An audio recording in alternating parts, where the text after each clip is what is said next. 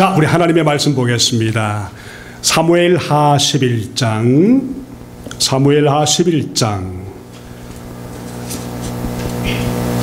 1절에서 9절까지 말씀, 좀 깁니다만은 여러분 전체 본문을 이해하기 위해서 여러분이 좀 같이 교도하도록 하겠습니다. 제가 먼저 읽습니다. 그 다음 해 봄에 왕들이 출전하는 때가 되자 다윗은 요압에게 자기의 부하들과 온 이스라엘의 군인들을 맡겨서 출전시켰다. 그들은 암몬 사람을 무찌르고 랍바를 포위하였다. 그러나 다윗은 예루살렘에 머물러 있었다. 2절입니다. 어느 날 저녁에 다윗은 잠깐 눈을 붙였다가 일어나 왕궁의 옥상에 올라가서 거닐었다. 그때 그는 한 여인이 목욕하는 모습을 옥상에서 내려다 보았다. 그 여인은 아주 아름다웠다. 다윗은 신하를 보내서 그 여인이 누구인지 알아보게 하였다. 다녀온 신하가 그 여인은 엘리암의 딸이요 헷사람 우리아의 아내 바세바라고 하였다. 다윗은 그 사람을 보내어 여인을 데려왔다. 바세바가 다윗에게로 오니 다윗은 그 여인과 정을 통하였다. 그 여인은 마침 부정한 몸을 깨끗하게 씻고 난 다음이었다. 그런 다음에 바세바는 다시 자기의 집으로 돌아갔다. 얼마 뒤에 그 여인은 자기가 임신한 것을 알고 다윗에게 사람을 보내서 자기가 임신하였다는 사실을 알렸다. 다윗이 그 소식을 듣고 요압에게 전가를 보내요.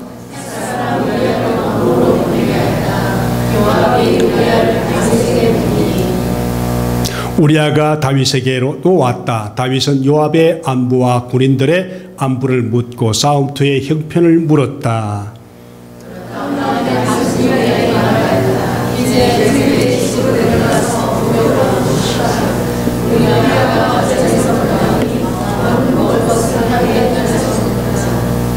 그러나 우리아는 자기 상전의 종들과 함께 대궐 문간에 누워서 자고 자기 집으로는 내려가지 않았다.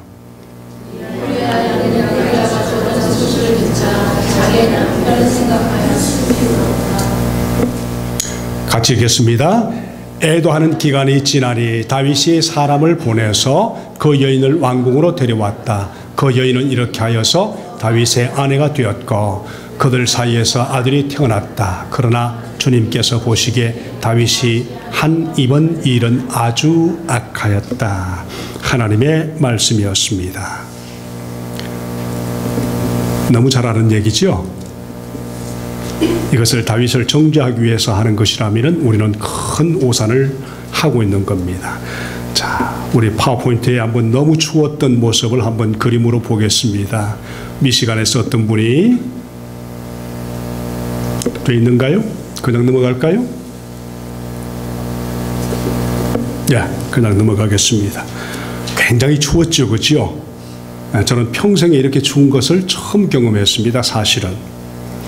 자, 그래서 어쨌든 이제 2월 달이니까 이제 봄이 시작될 것이고 앞에 보면은 꽃도 봄처럼 잘 색깔을 좋아해서 꼽았고 우리의 마음도 봄으로 시작하는 그런 시작이 되길 바랍니다. 20, 30대 후반의 어떤 미모 여인이 제가 눈에 봐도 참 미인이더라고요. 그분이 17세 이하의 소년원들이 모여있는 교화소에 갔습니다. 이분의 직업이 뭔가 하면은 마음치유학교라는 단체를 운영하고 있는 그런 분이었는데 이분이 강의하기 전에 그곳에 있던 직원이, 경찰 말하죠, 직원이 수백 명의 젊은 애기들, 여자 청년들 앞에서 그 여인을 소개했습니다.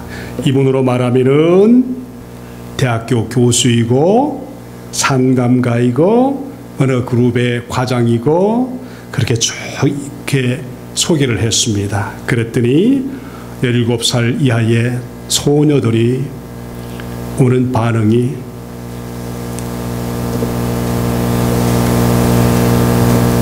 재수 없어. 아니 빨리 끝내라고 그래. 재수 없어. 그래 너 잘났다. 이렇게 하면서 막 반응이 오더라는 겁니다.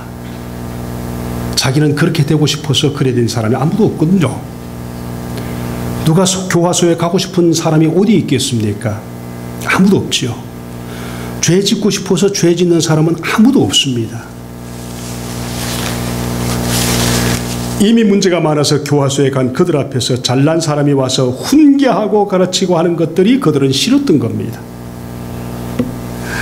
이때 강사가 즉흥적으로 자기 어릴 적에 청소년기에 겪은 말할 수 없는 아픔들, 가정의 아픔, 학교에서 있었던 아픔들, 또 학교 다니면서 했던 그 모든 아픔들, 가정이 기울어지면서 부모가 싸우는 부부싸움의 모습을 보면서 부부싸움을 하면은 부부들은 그냥 싸움하고 때가 돼서 12시쯤에는 그냥 자지만은 부부싸움을 보는 애들은 한밤도 자지 못하고 부부싸움하는 그 모습 때문에 뜬 눈으로 지내다가 학교로 가는데, 그러니까 공부가 될 리가 없지요. 그러니까 이런 와중에 나중에는 고칠 수 없는 육체의 병까지 얻어서 젊은 아이가 그런 얘기를 하면서 이런 자기의 고난스러웠던 어릴 적의 모습을 이야기를 쭉 해줬더니 이렇게 아이들과 같은 공감대가 형성되면서 이제는 그들이 손을 들면서 질문까지 하면서 어떻게 해결할까요? 어떻게 문제를 볼까요? 어떻게 나는 이런 모습에서 저는 새롭게 될 수가 있을까요? 하면서 손을 들면서 질문하고, 그 교수라는 여인은, 젊은 여인은 지금 5년째 그들을 도와주고 있는 역할을 하는, 참 좋은 역할을 하고 있는 우리 그런 분이라고 합니다. 오늘 말씀은요, 다윗이 자기 인생에서 가장 아팠던 모습을 우리에게 하나님이 보여주십니다. 고통의 시작을 알리는데 오늘 다윗의 실패라는 이야기가 사실은 언제 가장 많이 쓰이는가 하면은 중년들의 위기, 중년으로 하면은 40대부터 65세까지를 중년이라고 합니다. 그런데 중년도 위기를 겪는다는 거지요. 티네이저 때만 위기를 겪는 것이 아니고 중년들도 위기를 겪는다는 겁니다. 그러니까 그때 제일 많이 쓰이는데, 자, 중년 위기 이런 것을 다룰 때 많이 쓰이지만 더 중요한 것은 다윗에게 이런 죄가 왜 찾아왔는가, 그리고 다윗은 이런 죄를 왜 그 모습으로 그렇게 했는가, 어떻게 우리는 이 죄인으로 세상에 살면서 주님 앞에 이를 때 어떻게 써야 되는가, 이것을 오늘 다루는 말씀인데 제가 가능하면 짧게 하도록 하겠습니다. 말씀이 좀 어렵습니다. 그러니까 잘 보면서 여러분 스스로 잘 적용해서 들을 수 있기를 바랍니다. 음식을 요리하던 어떤 분이 한참 요리하다가 좀 소금이 필요했던가 보지요. 그때 바다 소금을 쳐서 넣는데 맛을 보고 난 후에는 하는 말이 뭔가 하면은, 이 바다 소금은 맛이 없어. 다음부터는 씨솔트를 넣어야 되겠어. 그러더라고요. 그러니까 이게 내가 잘못 들었는가 하고 이렇게 하고 있는데 이게 제대로 돌아온 겁니다. 그렇게 한참 웃었는데, 우리가 말씀을 들을 때도 참 조심해서 들어야 되는데 이것을 다윗 한 사람에게 국한시켜버린다면 성경은 우리에게 이런 내용이 쓰여질 이유가 없는 거지요. 오늘 이 말씀을 보면서 이스라엘의 가장 위대한 왕이요, 하나님의 마음에 맞는 사람이라고 했던 다윗조차도 구원이 왜 필요했는가, 이 세상에 살면서 우리 인간은 예수님 외에 모두가 죄인에 불과하고 왜 구원이 필요한가, 이 다윗의 이야기를 통해서 우리 모두가 완전하신 하나님 아버지가 완벽하신 예수 그리스도를 보내서 그분이 하신 그 모든 이루신 일들을 우리가 받아들여서, 나는 완벽하게 살 수 없지만 예수가 완벽하게 사셨기 때문에 내가 예수 안에 들어가면 나도 주님 앞에 완벽한 삶을 살았다고 하나님 앞에 인정받을 수 있는 그런 은혜가 우리에게 주어지고, 이것을 믿는 자는 크리스찬이라는 은혜를 받고 세상에 살아가게 됩니다. 우리 모두는 죄인이지요. 말할 수 없는 죄인이지요. 다윗 정도의 죄가 아니지요. 그러나 하나님은 우리에게 그 다윗의 죄를 숨기지 말고 회개하게 하기 위해서 이것을 드러냈습니다. 이로써 다른 이들이 예수 그리스도를 통한 죄 사함의 소망을 읽어드리기 위해서 주님께서 이렇게 보여주신 겁니다. 우리 한번 솔직히 말해 봅시다. 우리가 왜 죄를 향해서 달려갈까요?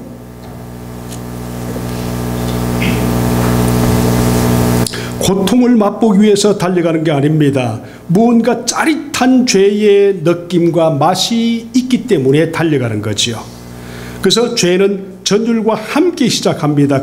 그러나 문제는 굉장한 전율로 시작된 죄라도 끝은 항상 똑같이 좌절과 아픔과 속상함과 우울함과 거의 모든 우울증의 시초는 죄의 원인에서 온다는 사실을 우리는 알아야 됩니다. 그래서 망가져서 고통에 휩싸이면서 실망하고 절망하면서 우리 인생이 전혀 통제할 수 없는 마귀의 밥이 되어버리는 것을 우리는 알아야 됩니다. 여러분, 독일의 2차 대전 마지막 때 지금도 신학교에 가면 이 사람의 책을 많이 인용합니다만은 디트리 본헤프라는 사람이 있습니다.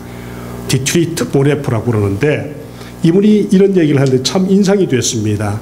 우리의 신체 기관에는 갑작스럽고 격렬한 욕망을 향해서는 기능을 하지 않고 잠자는 성향이 있다. 잠자는 성향의 이 욕망이 저항할 수 없는 힘으로 육신을 장악하는 때가 있는데 은밀하게 연기만 피우고 있던 불을 갑자기 타오르게 한다. 그랬습니다. 여러분, 간음의 죄는 당장 벌어지는 죄가 아닙니다. 10년 동안 그 죄가 쌓이고 쌓여왔다는, 그래서 간음까지 간다는 사실 제가 말씀을 드린 적이 있습니다. 마찬가지입니다. 이 순간 은밀하게 피우던 불이 갑자기 타오르면서 육신이 불타고 화염에 휩싸이면서 이 순간 문제는 이것입니다. 하나님이 아주 비현실적으로 느껴진다는 얘기입니다. 이때 사탄은 우리에게 하나님에 대한 정오를 심어주는 것이 아니라 하나님을 잊어버리게 하는 거예요. 안 보이게 하는 겁니다. 잠시 놓아버리게 하는 겁니다. 이처럼 정욕은 그 마음 깊은 곳 속에 있는 인간의 마음의 의지를 뒤덮어버리기 때문에 오늘날 전혀 이상한 게 없이 그냥 가까이 그런 죄를 범하고 마는 것이요. 그런데 모든 정욕을 다루는 것이 아니라 오늘 다윗의 죄를 다루는 건데요. 이것을 통해서 우리 주님이 하신 말씀이기 때문에 잘 듣고 우리 모두가 동일한 우리 다윗 같은 죄인으로서 주님 앞에 서고 이것이 다 용서되어서 은혜로운 하나님의 시간 되기를 바랍니다. 자, 첫 번째로 다윗은 어떤 사람이었는가? 죄로 사로잡힌 왕이다. The king's capacity to sin 그랬죠. 자, 거기 말씀 보니까 먼저 생각할 수 있는 기회를 드리기 위해서 이것이 전반적인 것은 아니지만 거의 많은 대부분의 경우 이와 같은 경우에 우리가 많이 빠지게 됩니다. 사무엘하 2장 11절에서 1절에서 5절까지의 말씀 우리 다시 한번 읽어볼까요? 다윗이 어떻게 해서 죄의 유혹에 사로잡히게 되었는가 살펴보면서 세 가지를 잘 주목하는데 첫 번째가 뭔가 하면 하나님의 복을 받은 후에 그랬다는 사실.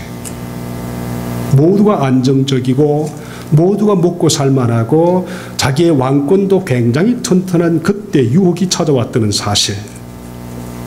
이때 하나님을 의지하는 것이 아니라 자기의 영광을 의지하게 되기 때문에 첫 번째, 그래서 복을 받은 후에 두 번째, 다윗이 유혹에 빠졌을 때 그가 자기 일에서 한 발 물러서 있었다는 사실.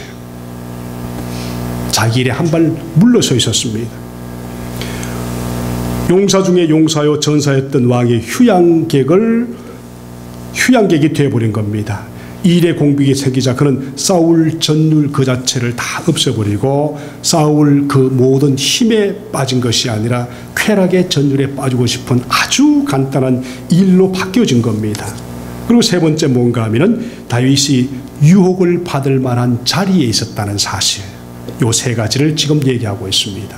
자, 이런 마음으로 우리가 같이 한번 보면서 1절에서 5절까지 다시 말씀을 보고 말씀을 한번 다시 한번 적용해 볼까요? 자, 1절에서 5절 다시 띄워줄 수 있게 바랍니다. 시작.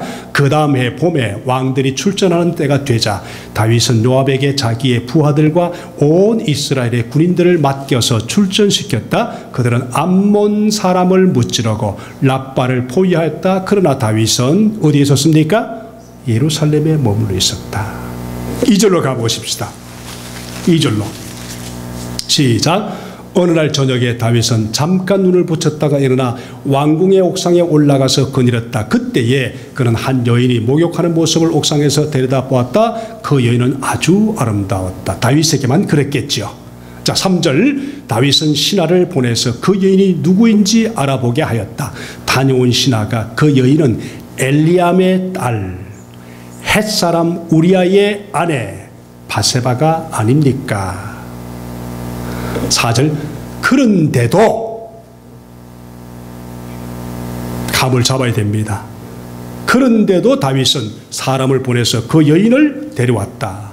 바세바가 다윗에게로 오니 다윗은 그 여인과 정을 통하였다. 그리고 그 여인은 마침 부정한 몸을 깨끗하게 씻고 난 다음이었다. 그런 다음에 바세바는 다시 자기 집으로 돌아갔다. 5절 끝까지 읽겠습니다. 얼마 뒤에 그 여인은 자기가 임신한 것을 알고 다윗에게 사람을 보내서 자기가 임신하였다는 사실을 알렸다. 특별히 2절에 보니까 다윗이 저녁 때 침상에서 일어나 옥상에 거닐고 있는 한 여인이 목욕하는 것을 보고 심히 아름다워 보였다.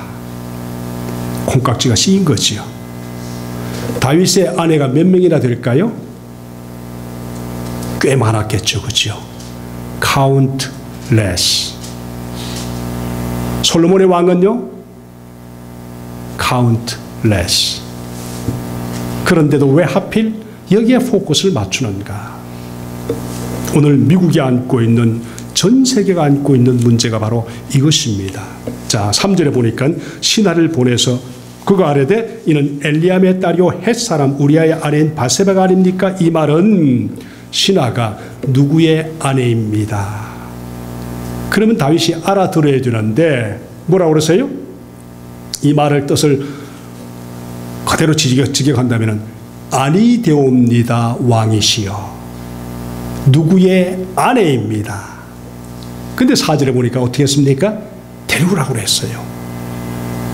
그리고 데리고 와서 또 하나님이 설명하기를 그 여자가 부정한 몸을 깨끗하게 했다. 그 뜻이 무슨 뜻인가 하면은 매달 달거리가 끝나면서 몸을 정결하게 하고 임신할 가장 적절한 때에 다윗이 불렀으니까 그때의 임신의 아기는 반드시 100% 다윗의 것이다 하는 것을 성경이 강조하기 위해서 이 얘기를 지금 하고 있는 겁니다.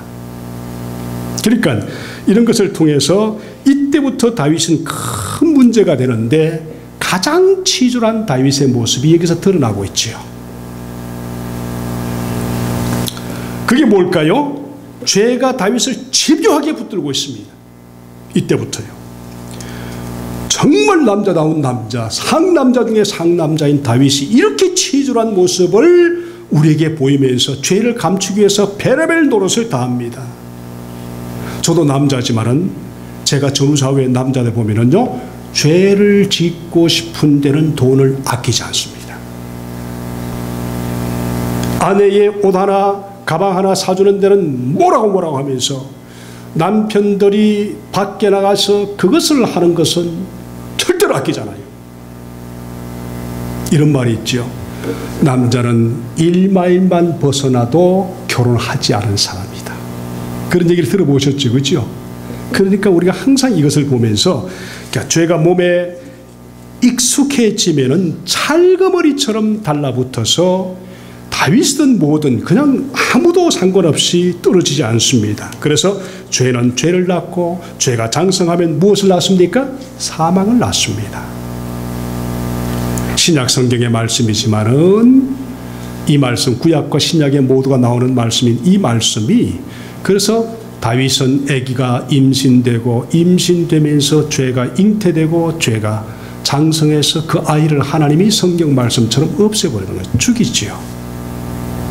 이런 것을 보면서 우리가 참 조심할 것이, 그 그 누군가가 바로 내가 행하는 죄는 다른 사람에게 상처를 입히는데 그 상처가 말할 수 없다는 사실. 여기서 제가 하나, 우리가 자주 쓰는 말입니다만은, 여자들은 남편들이 바람 피우면 어느 정도 하면 이게 숙여진다고 해요. 근데 남자들은 자기 아내가 바람 피우면 용서를 못합니다. 그래서 살인사건이 일어나는 사건들이 바로 거기에 있는 거예요. 이런 부분에서 다윗이 철저하게 우리에게 가르쳐주는 것이 어떻게 회개해야 될 것인가. 하나님이 우리로 하여금 죄 짓지 않게 하시는 것은 우리의 즐거움을 망치기 위해서가 아닙니다. 그것이 우리를 얼마나 깊은 상처를 입히는지를 주님은 아시기 때문에 죄는 산산조각내고 상처를 입히면서 언제나 예외가 없이 이런 것들을 통해서 우리를 구렁텅이에 빠뜨리고 찰거머리처럼 자기 약점을 붙들고 끝까지 가려고 하는 것이 죄의 본능이라는 거죠. 앞이 안 보인다는 거죠. 이것을 통해서 우리가 참 오늘 이 말씀을 통해서 저와 여러분이 참 많이 찔릴 겁니다만, 제가 20몇 년 전에 예루살렘에 갔을 때 그때 예루살렘 종합대학교 예루살렘 유니버시티의 총장을 같이 만나서 예루살렘에 대한 배경과 지리와 이런 것들을 저녁에 공부하는데, 끝나고 난 후에 티타임이 있어서 제가 그분한테 가서 물었습니다. 아니, 하나님이 다윗이 또 다른 남편이 있고 또 다른 아내가 있고 또 다른 아내가 있고 또 다른 아내가 있는데, 제가 볼 때는 우리 아내 바세바를 범했다고 해서 다윗을 이때부터 완전히 급격하게 내리막길을 가지 않습니까? 나중에 겨우 구원받을 정도만 그냥 하고 너무너무 힘들게 그가 마지막까지 그래 가는 모습을 보는데, 그랬더니 그 종합대학교 교수 그분이 하는 말이 뭔가 하면은, 망설임 없이 돌아온 답이 뭔가 하면은, 남의 한 가정을 깨고 그것도 모자라 부하를 의도적으로 전장터에 보내서 죽인 죄가 작습니까?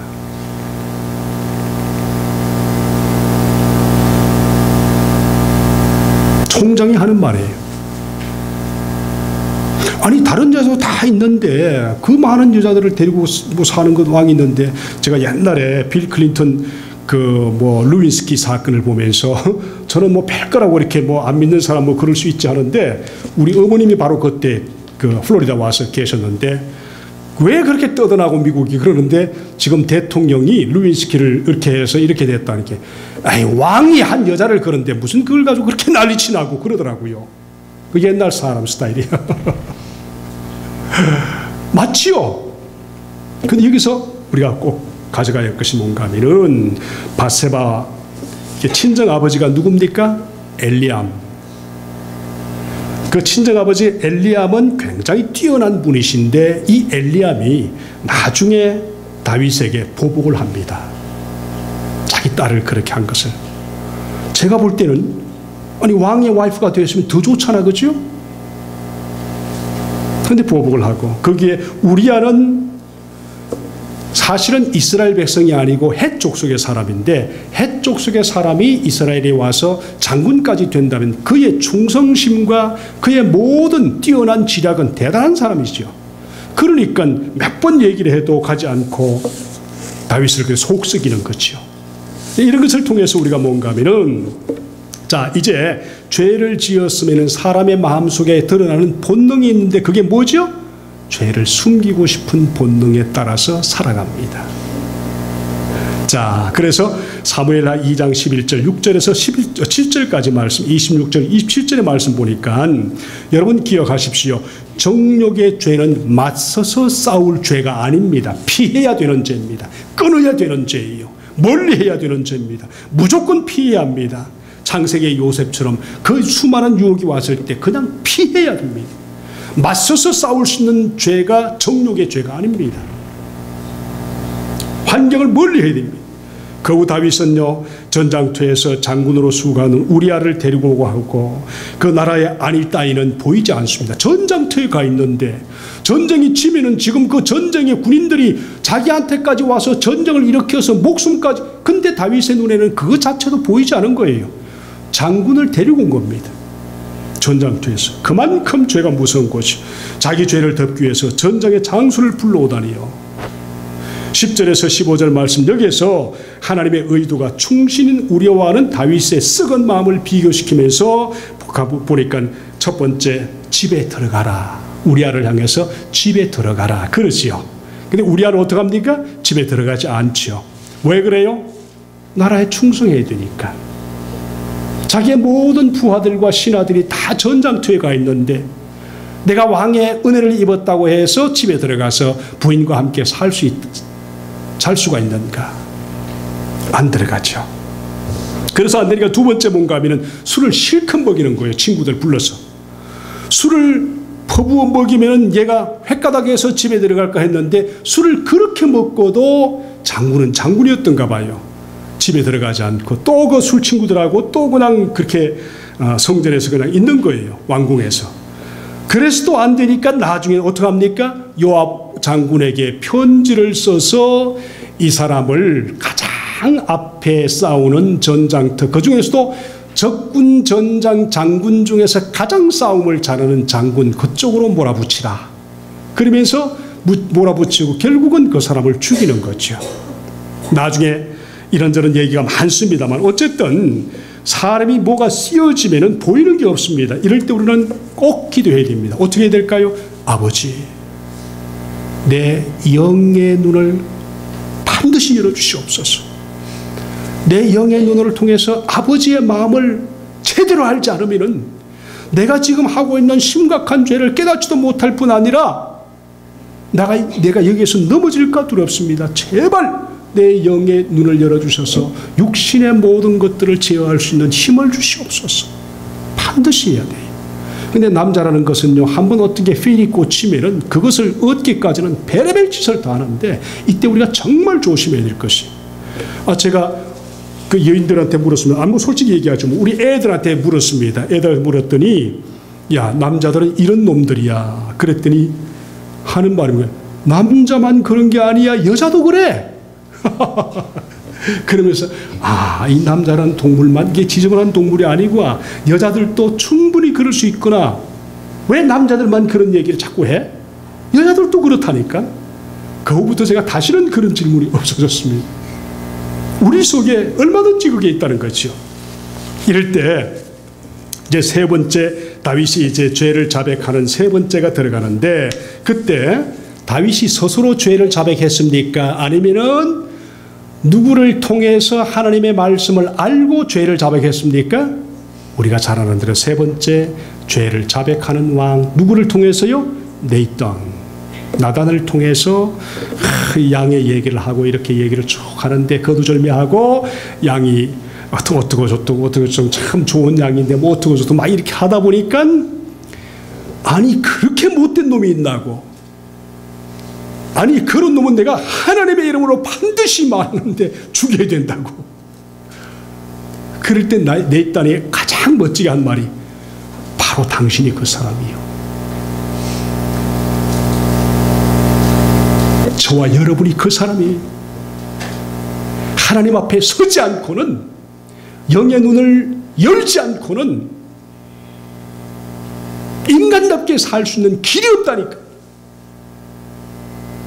나단이 그런 것을 보면서 다윗이 살 길을 열어가도록 하나님 앞에 세우고 감추어진 죄보다 더 아름다운 회개를 만들어내는데, 참 다윗이 위대한 모습은 바로 여기에 있습니다. 그가 자기의 죄를 발견하고 어떻게 할 줄을 알았습니다. 그리고 여러분은 일기를 안 쓰죠. 죄를 짓고 난 후에, 그죠? 근데 다윗은 꼭 일기를 썼던 것 같아요. 그게 시편 51편의 이야기입니다.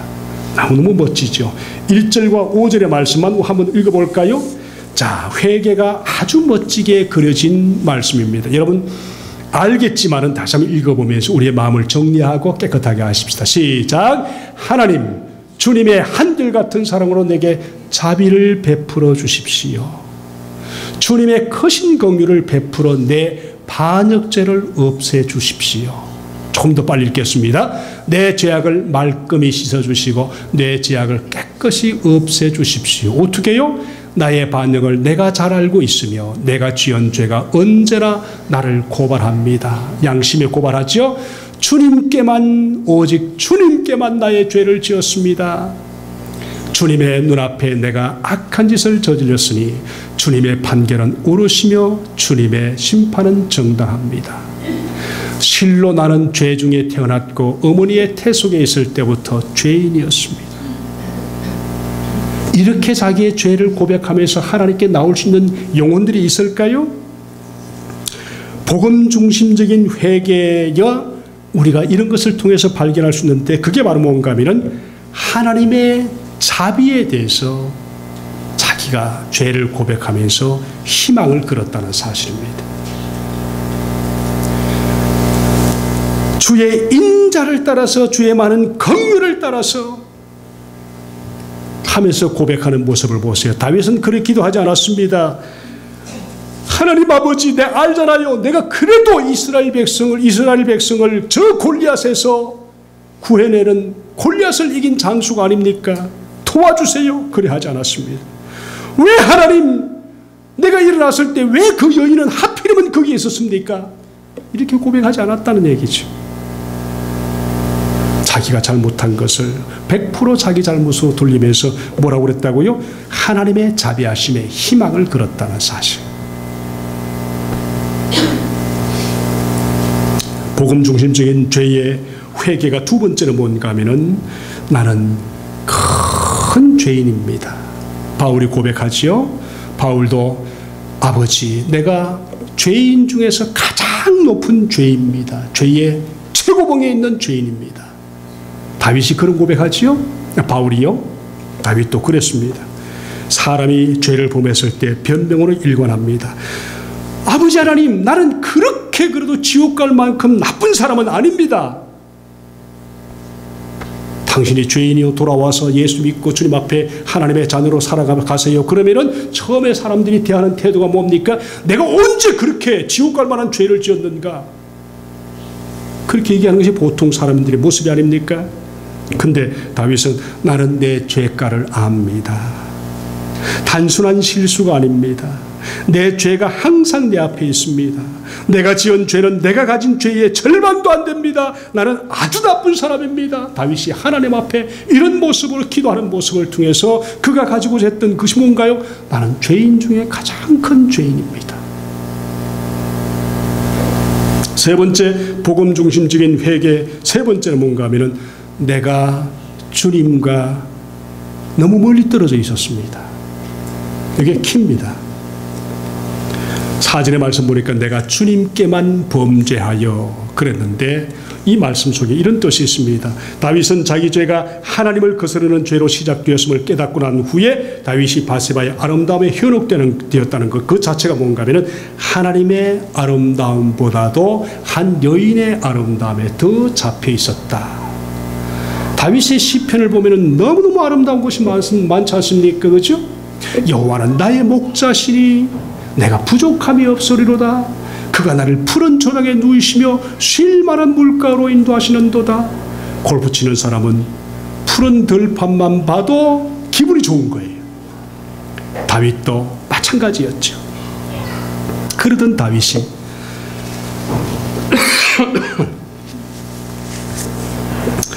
아버지의 아름다움보다도 한 여인의 아름다움에 사로잡혔던 그 자신을 고백하면서 아버지, 내가 주님과 너무 멀리 있었군요.